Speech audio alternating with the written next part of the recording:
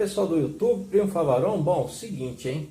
Sessão ostentação. Olha só, cara, né? Uma ostentação mesmo, né? Olha só, dois Sharp SG 220 e os dois restauradinhos, os dois prontinhos aí para alegrar a casa. O da esquerda já foi vendido antecipadamente, né? A pessoa já sabendo como é que ia ficar o resultado, já segurou o aparelho, me fez o pagamento antecipado, ou seja, recebi antes mesmo do aparelho estar pronto. Então o aparelho acabou de ficar pronto, então aproveitando aí, antes que ele venha buscar esse aparelho, que hoje já é umas 19 horas, 20 horas, né? Então já tá de noite, eu acho que hoje ele não vem buscar mais, mas nada impede de amanhã ele vir buscar, né? Então já foi feito o aparelho, as caixas, né, com as telas, né? É aquele aparelho que é um vídeo anterior a esse, né? Então, são dois vídeos na sequência aí. Esse aqui é o que? Para comparar com o outro Sharp SG, né? Porque, embora eles sejam idênticos, né? Não se atente a detalhes estéticos, como, por exemplo, o brilho desse aqui que está maior, porque isso não é real, tá? Se eu trocar os aparelhos de posição, colocar esse aqui para cá, ele vai pegar bem em cima da lâmpada, então tanto a tampa quanto a frente vão estar brilhando iguais, né? E esse aqui pro lado de cá vai ficar um pouquinho mais apagado por conta da iluminação, tá? Então não se atente a isso. Mas os dois são quase idênticos, mas eles têm grandes diferenças aí e a oportunidade do vídeo vai ser essa, tá? Bom, seguinte, vamos lá. Vamos abrir aqui os aparelhos e vamos falar sobre a diferença de cada um, tá? Bom, ele não está abrindo tudo porque encostou ali no monitor, tá? Bom, vamos lá. Seguinte, esse aqui é o meu, aquele do primeiro vídeo, então eu fiz jus e restaurei ele todinho com o maior capricho do mundo e mantive o aparelho, né? Bom, mas é o seguinte, né? Esse aqui eu comprei para restaurar e vender, e aí todos os aparelhos que eu fui comprando nesses meses aí de pandemia que estão se passando, todos os aparelhos, qual que era a ideia, né? A ideia principal? Pega um aparelho, restaura melhor do que foi esse, né? Então tudo que eu aprendi nesse e eu fui aprendendo nos outros, eu fui aperfeiçoando, melhorando, e a ideia era montar um top, né? O do patrão, né? Montar um aparelho do patrão mesmo, né? Então, para falar a verdade mesmo, é o seguinte: do aparelho original que eu comprei, né? Primeiro que esse aqui, 1979, a única coisa que é daquele aparelho mesmo, que ainda é dele, é o gabinete, tá? O madeiramento do gabinete. Esse gabinete aqui é a única coisa que sobrou. O resto, tudo já foi trocado, tá? Então, para quem me conhece aí sabe que eu tenho um Fusca e eu não sou apegado a essas coisas de ficar deixando na originalidade. O meu foco maior é ter eficiência, né? Quanto mais eficiente, melhor. Então, eu não me apego a essas questões de originalidade e muito menos a questões de originalidade por questão de valorizar, né? Valer uma grana a mais na hora de vender lá na frente, uma vez que o foco não é esse. O foco é ter um aparelho para mim, e esses aqui não. Esses aqui é passar a oportunidade para alguma outra pessoa que queira ter um aparelho tão bom quanto, né? E aproveitar enquanto ainda a vacina não chegou em todo mundo. Quando chegar, vou estar parando de fazer isso, vou estar voltando ao meu trabalho. Então, a oportunidade de quem quiser, né, tá pegando aparelho, tá terminando, para falar a verdade. Talvez esse seja o último aparelho que eu restaurei aí, né? Beleza? Então vamos lá. Então vamos falar das diferenças, né? Mas a primeira coisa que eu queria falar com vocês é o seguinte, né? Qual é a diferença, né? Qual a diferença eletrônica de um para outro, né? Eles têm diferença? Tem sim, tá? Esse aparelho aqui, 1979, eu acredito que ele seja como se fosse quase um protótipo, né? Um dos primeiros a ser fabricado e comercializado pela Sharp, né? Então, tanto é que a placa principal dele, ela não vem com a serigrafia escrito Sharp. Para falar a verdade, ela não vem com serigrafia nenhuma. Não vem nada escrito na placa, o que dificulta muito para você identificar no esquema qual é o componente para você fazer a troca dele. Então, por exemplo, você tem lá R211 e R210, são resistores, C210, C211, que são capacitores. Então, esse tipo de serigrafia, de nomenclatura na placa, te ajuda muito a identificar. Às vezes você está com um probleminha ali no aparelho, você vai acompanhando o esquema como funciona e você deduz que ali pode ser o problema e você vai procurar ele na placa, você começa a não achar. Então isso atrapalha muito, tá? Outra coisa também, mas é uma trilha assim que não aparenta ser uma trilha industrial, por exemplo, né? É uma trilha meio que parece artesanal, meio caseira. Então ela não é assim uma placa tão boa, né? Então por conta disso, né? A placa original desse aparelho, dos primeiros aparelhos 1979, não é equiparada com essa daqui do 1982, tá?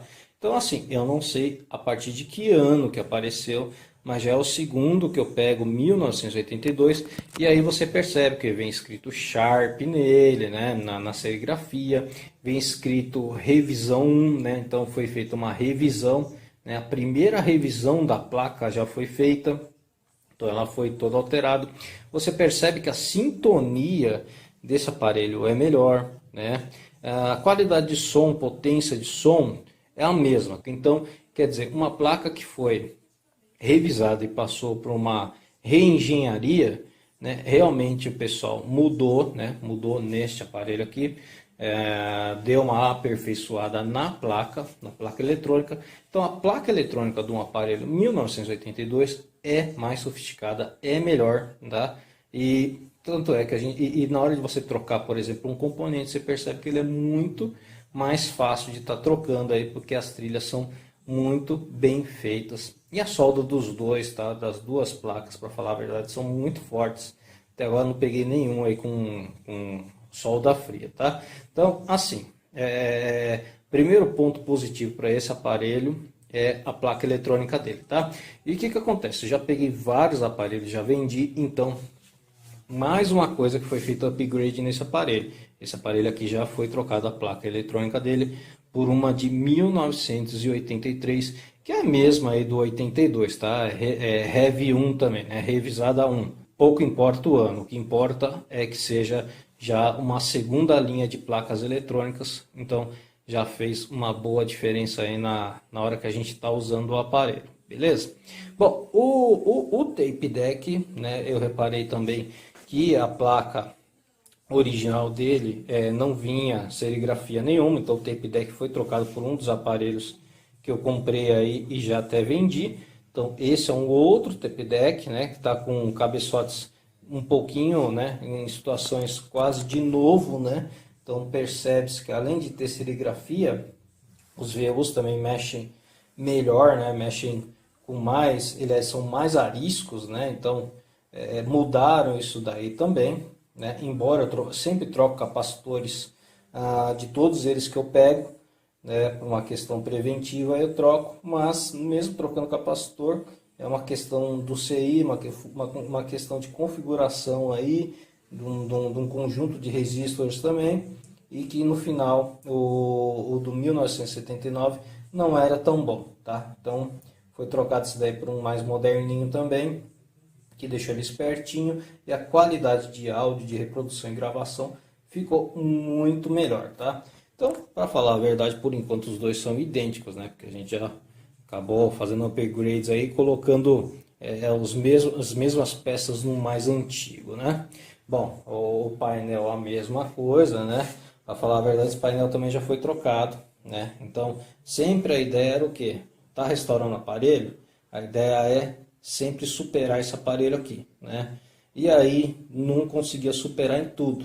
Mas, por exemplo, às vezes no painel ficava algum detalhezinho muito discreto, tá? Até para falar a verdade, né? Para ninguém pegar e falar assim, pô, então você pega, monta um bom para você e vende os ruins para os outros, né? Não, aqui tem um conselho, eu ponho ele na mesma luz, para você ver a dificuldade que é, eu ponho na mesma iluminação, boto, por exemplo, um painel do lado do outro, ou um em cima do outro painel. E aí eu e minha esposa ficam olhando para ver. E às vezes eu inverto. Eu sei que às vezes tem um risquinho em um que no outro não tinha o risquinho. Então eu sei quem é quem. Mas se eu não tivesse risquinho, às vezes era até difícil de saber. Então, por uma questão, esse painel realmente ele foi trocado porque ele não tem 3 risquinhos que o outro tinha. Se tiver que desmontar o aparelho porque achou alguma coisinha melhor no outro que a gente comprou, vai desmontar todinho e vai ser feito de novo. Então o painel também já foi trocado por um melhor. Os knobs também já foram trocados, né? Por exemplo, troquei 2 por um outro que tinha que estava limpinho, sem oxidação. E na hora que a gente foi trocando todos, na hora que veio ficou com todo o conjunto sem nenhuma oxidação, né? Então o aparelho está o mais próximo possível realmente de um 100% perfeito, né? Mais próximo da perfeição. Bom, e o gabinete, né? O gabinete é o seguinte, também tem diferença, tá vendo? Esse aqui é um gabinete a partir de 1981, já é assim. E esse aqui é um gabinete que saiu, acho que só em 79 mesmo, tá? Ele saiu em poucos aparelhos, tá? E por isso que eu mantive. E por quê? Esse aparelho, você tá reparando aqui que ele corte é seco mesmo, o vinco é de verdade, ó. Tá vendo, ó? Como é bem cortado. E aqui já não é, ó. Nesse outro ângulo, tá vendo aqui, ó, que ele não é seco, ele tem uma curvinha. E por quê? É o seguinte, ambos, aquele ali é um madeiramento diferente, ele não é aglomerado, ele é um outro tipo de madeira, tá? O madeiramento de baixo. E esse aqui já é aglomerado, então já é inferior ao madeiramento. Isso aqui, ó, é como se fosse hoje em dia a gente poderia dizer que é um vinil. Então isso aqui é um acabamento vinílico, plastificado. Então ele vem com cola por cima, chega aqui, dobra, continua, chega embaixo, corta. Tem alguns aparelhos que eu já restaurei e vendi, que até o corte dele é mal feito, fica um pouquinho curto, fica faltando um pedacinho para chegar. E aí você tem que fazer uma pintura da base e acompanhar essa parte aqui. Às vezes até preenche com bastante cola, já que já está desgrudado. E aí acaba ficando uma coisa reforçada e uma coisa só, disfarça bastante.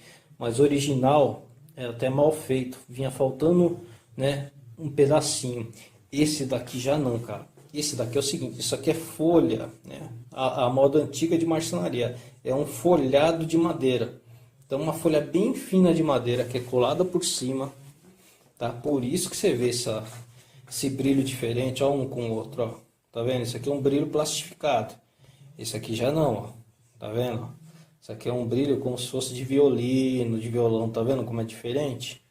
É um brilho, realmente o verniz foi feito para madeira, então ele cai melhor aqui do que aqui, né? Embora fica muito bonito, mas comparando um com o outro, né? Já que a gente tem esse privilégio de escolher o que quer ficar, né? Mas olha só, tá vendo como ele fica? É madeira mesmo, folha de madeira, cara.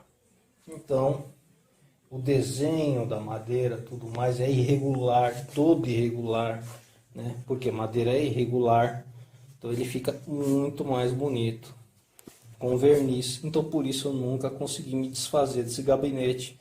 Por mais que quando eu pego um desse aqui eu me esforço para deixar o mais bonito possível, para ver se eu me desapego desse aqui, que é a única coisa do finado ainda que resta, né?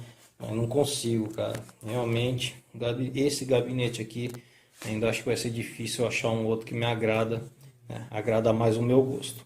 Tampa de acrílico a mesma coisa, tá vendo? As tampas são idênticas, tudo mais. Mas, quando eu encontro uma que fica um pouquinho melhor, né? Que no polimento ela consegue ficar um pouquinho mais transparente, um pouquinho mais clarinha, com menos trinco ou que não tenha trinco, acaba ficando no meu aparelho e a outra vai para venda, né? Então são detalhes muito pequenos aí. Aí agora aqui é o seguinte, né? Putz, é isso aqui que vai dar pano para manga, né? Que talvez seria o objetivo principal do vídeo, né? Nós temos aqui 2 toca-discos Garrard, né? Ou se você quiser falar Garrard, né? Tanto faz. Mas eu falo Garrard. E aqui nós temos 2. Sendo esse aqui um lendário 6300, né? Só esse aparelhinho aqui o pessoal pede R$ 1.000 aí, numa basezinha que esteja em regular estado de conservação, né? Então só o toca-discos é R$ 1.000.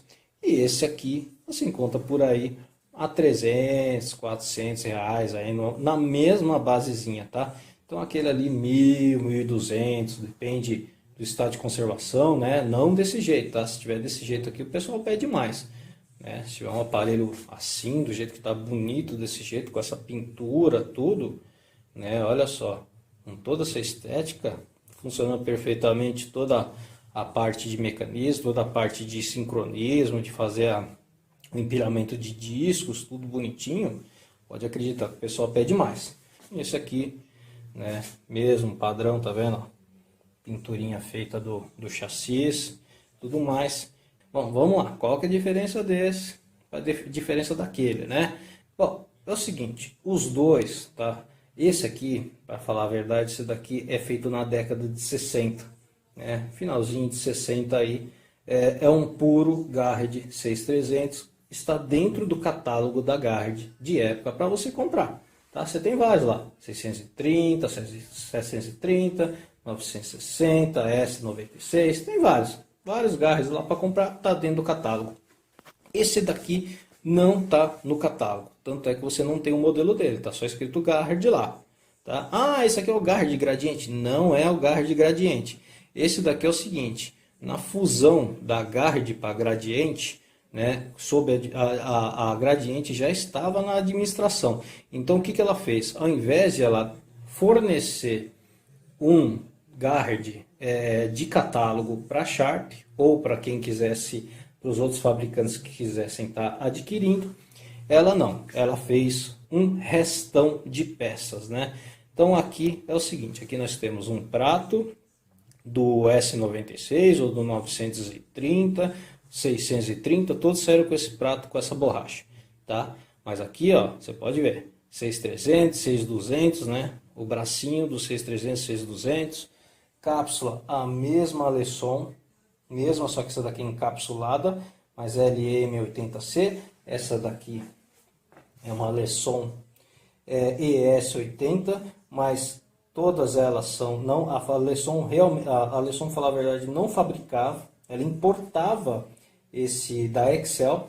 Então a cápsula é inglesa, né? Essa cápsula magnética, essa e essas são inglesas, e aí eles pegaram a mesma cápsula e encapsularam com essa moldura de plástico e com esse acabamentinho aqui, com esse protetor de agulha, que essa daqui não tem, mas é a mesma cápsula, porém modernizada, beleza? Então assim, visão de técnico e de restaurador que está debruçado aqui, faz o negócio funcionar. O mecanismo de um Garrett 6300 é o mesmo mecanismo que veio para esse Garrett aqui, fora de catálogo, feito para ser equipado no Sharp, tá? É o mesmo mecanismo, não muda absolutamente nada, é idêntico. Você tira esse mecanismo, pode colocar lá, ou vice-versa, ou se você colocar e desmontar os dois na bancada, quando você montar, você não vai saber quem era quem, porque é idêntico, é o mesmo mecanismo. Aqui a única coisa é o seguinte, questão, no mínimo, para diminuir um pouco o valor, ou talvez para valorizar mais um produto de catálogo, que era vendido em picape, para você comprar a parte, né? E você colocar tanto no aparelho desse, em qualquer outro aparelho, ou nos aparelhos modulares. Então ali foi optado por catálogo, e aqui optado por montar com outras peças, né, que estavam ali sobrando, né? Então provavelmente esse chassi equipa o mesmo S96, S95, 125, né? Toda essa linha aí 930 que tenha esse prato, né? Mas aí eles não colocaram o modelo aqui porque ele é desconfigurado mesmo, né? Porque o bracinho já é da série 6300, 6200, né? 430, uma série mais antiga, então aproveitaram o bracinho e material dos mais antigos, e o mecanismo é idêntico de todos eles, tá? Para falar a verdade, todos eles. Eu peguei um gradiente esses dias aqui um Guard Gradiente escrito mesmo, bonitinho, com o símbolo da Gradiente, e o mecanismo era o mesmo, idêntico, não mudava absolutamente nada, tá? Até o controle de anti-skate, idêntico lá dentro. Muda a estética aqui fora, o acionador, muda apenas o botão, né? Porque lá dentro é a mesma coisa, tá? Até você ver, né? Até a cápsula aqui, por questão de alguns anos, para deixar uma coisa mais bonita, o pessoal fez dessa forma aí, o que realmente melhora bastante, tá? Bom, única diferença deles, tá? Esse aqui, ele realmente é um dos primeiros. Nesse daqui já não existe mais. Esse aqui foi aprimorado. Então, qual que é? É o problema da tração, tá? Então, o que os caras fizeram? Neste aparelho aqui, eles colocaram uma polia no motor que é um pouquinho mais grossa. O motor é um pouquinho mais leve, mais moderno. É de 4 polos também, 110, né? Tem o mesmo torque, mas ele tem peças de poliuretano que deixam ele mais leve e que deixam ele trabalhar mais livre, com temperatura mais alta. Então o motor não cai a rotação, né? O próprio motor não cai a rotação. Então o motor já teve um aprimoramento bom nesse aparelho. A polia dele é maior, né? Ela é com um diâmetro maior, mais grossa. O material da polia do motor é diferente também. Ele promove mais aderência, mais agarro. Então tudo isso foi feito para que não tivesse mais os problemas de tração que nesse aparelho aqui, toda essa linha desses aparelhos 6300, 6200, 430 tinham, né? Tinham e tem, né? O que acontece? Quando você começa a usar o aparelho, quando ele está reguladinho, bonitinho, polia dele, a polia intermediária, que é a polia de borracha, tá com aderência boa, você consegue ouvir sem nenhum problema. Funciona o automático, tudo perfeitinho, não tem problema nenhum. Só que conforme você ouve, sei lá, passou 1 hora direto, o motor se aquece demais. Então, como é tudo de ferro, ele tem uma certa dificuldade de manter a rotação. Então, ele automaticamente cai um pouquinho a rotação, passa calor para a polia. E aí começa também a interferir na aderência da polia que vai girar o prato, né? A polia intermediária de borracha. Então tudo isso faz com que, ao invés de ele ficar com 33 e 33, depois de algum tempo de uso aí, 3, 4, 5 horas, ele dá uma certa caidinha, cai para 32,5, 32 RPM, e aí você começa a incomodar para ouvir. Esse aparelho aqui, ele foi modificado, então eu aumentei o diâmetro da polia, eu fiz uma bucha, aumentei o diâmetro, deixei essa bucha um pouquinho porosa para promover mais aderência. Então ele fica, né, ao meu gosto, né? Todos os aparelhos eu faço isso. Ele está com 33,5 a 33,8 e quando passa horas ele cai aí para 33,4, 33 e 33, que é o mínimo que tem que ficar os 33 e 33. Então ele consegue funcionar aí 10 horas direto aí sem você ter esse tipo de problema. Mas você é obrigado a aumentar, deixar ele um pouquinho mais, né, com a rotação de 33,5 a 34 RPMs, né? Começa com ele um pouquinho acelerado, para que quando ele ficar muitas horas ouvindo, aí ele caia para no mínimo aí a rotação padrão do vinil aí, para que não estrague o teu lazer, né? Então o que poderia ser feito é passar um motor desse aqui para cá, e aí corrigiria, deixaria ele mais moderno. Mas sinceramente falando, aí também aí você já está alterando também esse daqui. Amanhã ou depois a pessoa que tem esse aparelho vai vender falando que é um Guard 6300, e aí, né, de repente vem um colecionador aí, vai pagar uma fortuna porque tem a etiqueta aqui, né? E aí alguém vai bater o olho, vai ver que teve mudança de motor, tudo isso daí, né, pode dar problema futuramente, né? Alguém pode se sentir enganado. Então, por conta disso, preferi restaurar, deixar ele, contornar as limitações de época, deixar ele todo originalzinho e vai para um outro aparelho aí. E quem quiser vender, né, aproveitar que tá na moda, que a etiqueta tá valendo uma grana, é como se fosse aí um Louis Vuitton, aproveita, vende e compra 2, 3 desse aqui, tá? Porque é a mesma coisa, só não tem a etiqueta, é o mesmo aparelho. E outra coisa, né, você pode ver, né, qualidade do cromado, tudo mais é a mesma coisa, cara, não muda nada, pino, caneta, nada. Se eu quiser tirar essa borracha aqui ou tirar o prato inteiro e colocar ali, tudo intercambiado, não muda absolutamente nada, tá?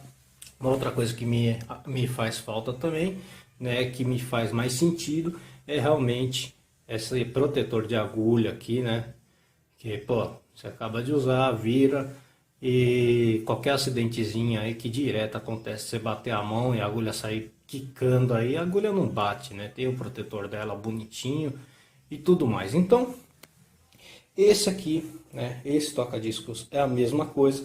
Atrás, vamos ver se aparece, vamos ver se consigo focalizar. Ele é muito discretinho. Outro dia eu estava mostrando para uma pessoa que a gente estava discutindo justamente isso. Não vou conseguir mostrar. Mas aqui atrás, na serigrafia do plástico, no próprio plástico mesmo, não é nenhuma coisa escrita, mas é em alto relevo mesmo, para não ter como arrancar. A Gard fez questão de manter sua origem de joalheiro aí e britânico, e colocou lá Made in England, né? Para ninguém ficar falando besteira, perguntando, ah, mas é Gard brasileiro da Gradiente ou é Gard da inglesa? É o Gard inglesa da Gradiente, né? Não, esse aqui é um legítimo inglês, só não tá com a etiqueta aí da Louis Vuitton, você não vai pagar 1.000 e poucos reais, que nem vale isso aqui não. Isso aqui você paga menos e vai ouvir disco até acabar a agulha e ele não sai da rotação, cara. É incrível, não sai mesmo. Outra coisa aqui, ó, quando ele começa a gastar um pouquinho a polia, né, a polia intermediária, ele aumenta um pouco a rotação, mas não aumenta tanto, né? Fica ali nos 33,5, 33,8, não aumenta mais do que isso. E consegue dar conta do recado, vai embora. Esse aqui já não, tá? Esse aqui começa a gastar, daqui a pouco ele, com o eixo do motor é muito fininho, ele começa a não conseguir encostar no motor com a mesma força que encosta no prato, e aí ele para de funcionar, tá? Então, esse aparelho aqui é de 1960, esse aqui é da década de 70, né? Então tem 10 anos no mínimo aí de aprimoramento, então é um aparelho melhor. Então eu acho esse aqui muito mais bonito, mas eu prezo pela eficiência, né? Então eu acabei trocando os aparelhos e ficando com o menos bonito, mas muito mais eficiente. O Volkswagen dos Gards aí, né? Contra aqui o GM bonitinho que não sai da concessionária de jeito nenhum. Beleza, pessoal? Então essas são as diferenças aí. E o foco maior aí desse vídeo seria mesmo os toca-discos, porque às vezes você vai, né, tá comprando aparelho ali, né? Eu já vi isso daí no Mercado Livre, as perguntinhas, né? Ah, mas tá escrito England, né? É inglês mesmo ou é o brasileiro? Sei que, gente, eu já peguei vários produzidos na Zona Franca de Manaus, que já aí tava com a fusão e tutela toda da Gradiente, inclusive inscrito Gradiente neles, né? E o mecanismo era idêntico desse, mesmo mecanismo, tá? Não mudava absolutamente nada, entendeu? E aí você tem uma terceira linha desses aparelhos aqui que, pô, aí somente se eu colocasse aqui, arrancasse o monitor para colocar mais um aqui, aí, putz, aí seria esnobação demais mesmo, né? Mais um outro Sharp SG 220 que vem com o toca-discos BSR, né? E aí você vai me perguntar, ah, mas aí, é bom, não é, né? Olha, é o seguinte, esse, a gente já sabe, né? Esse é mais bonito, mas esse aqui tem aprimoramentos. BSR é o seguinte, o BSR ele é mais simples, tá? Então, para você fazer uma manutenção né, deixar funcionando a parte de mecanismo dele é muito mais fácil. Tá? O mecanismo dele é bem menor do que esse. O BSR já tem uma linha mais industrial, bem mais simplificado, bem menos peça, mas é o seguinte, deu o comando, ele vai cair certinho, só que ele é arisco, ele é ríspido, né? Então o braço vai mexer com violência, vai mexer rápido, você até duvida que ele vai funcionar mesmo, que ele vai com tudo. Ele é brutão, tá? Não tem a delicadeza desse aparelho aqui, mas ele funciona tão bem quanto, tá? Não muda absolutamente nada, é só um concorrente e é inglês também, tá? Todos os dois eram concorrentes. A única coisa que peca no BSR, que fica atrás desse aparelho, na minha opinião, fica devendo, é o anti-skate. O anti-skate dos caras é uma mola que puxa o braço. Então, quando ela tá aqui, ela tá fazendo uma força G, vamos falar aqui de 1 a 10, né? Vamos colocar um número aqui para poder ser didático, né? Todo mundo conseguir entender. Vamos lá, de 1 a 10, você colocou lá toda a força lá do anti-skate, né? Então a mola tá puxando tudo. Quando ela tá aqui, de 1 a 10 ela tá com 5. Quando chegar aqui no final do disco ela tá com 10. Quando você levanta a agulha, até pelo lift, né? Ele chega a vir para trás. Se tiver qualquer defeitinho no disco, uma sujeirinha, ele pula para trás, assim, ele volta de tanto que ele está puxando, tá? Então o anti-skate dele é muito, muito ruim. Funciona enquanto você não usa ele com muita pressão e mesmo assim, começou a acionar o anti-skate lá no 2, no 3, saiba, ele vai começar com 1 aqui e vai chegar lá embaixo, vai estar no 3, no 4 e vai estar puxando mais o braço. Ele não consegue manter uma pressão de uma ponta na outra. Não, quanto mais vai indo, mais a mola vai esticando, mais ele vai dificultando e querendo puxar o braço para trás, tá? Então o anti-skate de lá é muito diferente desse daqui, que é uma mola, como se fosse um espiral. Ela faz isso aqui assim no meio. Ela pega aqui, por exemplo, pega aqui assim, faz uma espiral e vai parar aqui assim. Então conforme você vai e coloca, vai acionando ela vai apertando, a mola vai mexendo junto com aquela mesma tensão dentro do espiral dela, tanto aqui quanto aqui. Então você tem a mesma força do começo ao fim, tá? Então é a única ressalva que eu te falo aí do BSR, que além de ser ríspido no mecanismo dele aí, o anti-skate dele realmente fica muito para trás mesmo, é muito ineficiente, tá?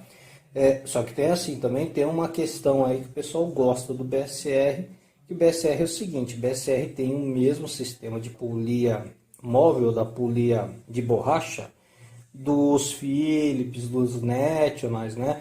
Então, o que acontece? Tem uma molinha daqui para cá, assim, ó, puxando, que fica puxando. Então, quando você dá o comando que libera, ela destrava e já fica puxando, tensionada direto, encostando no eixo do motor e no prato. Ela fica aqui assim, ó, sendo puxada. Você consegue usar essa polia até praticamente até o fim dela. Ela tem polia que começa assim, ó, e fica desse tamanhozinho assim, ó. Então ela vai se desgastando e você consegue usar até não aguentar mais. Você percebe que começa a ficar muito acelerada a música, né? Até 34 RPM, 34,1, 34,2 fica de boa, não fica ruim, fica até com um beat legal, mas aumentou, chegou a 35, 35,5, 36, cara, tá quase parecendo que tá nos 45, tá muito acelerado, não dá mais para ouvir. Então tá na hora aí de você trocar a polia ou você fazer uma recapagem dela. Dá para aumentar 2, 3 milímetros dela aí com câmera de bicicleta. Então quando você tira uma polia que está com 44 e a rotação está em 35,5, 36 RPM, você já imagina que o tamanho original da polia era 40 e 47. Coloca lá, faz o revestimento com uma câmera de bicicleta, mede novamente, mede ali com paquímetro, né, com uma régua que seja, deu 48 milímetros, né? 4,8 centímetros, você tem que tirar 1 centímetro, você tem que tirar 1 milímetro aí. Tirou 1 milímetro, você pode colocar que você vai ver. Vai dar lá os 33,4 e vai chegar certinho. Beleza, pessoal? Muito obrigado por assistir nossos vídeos. Um abraço e até a próxima.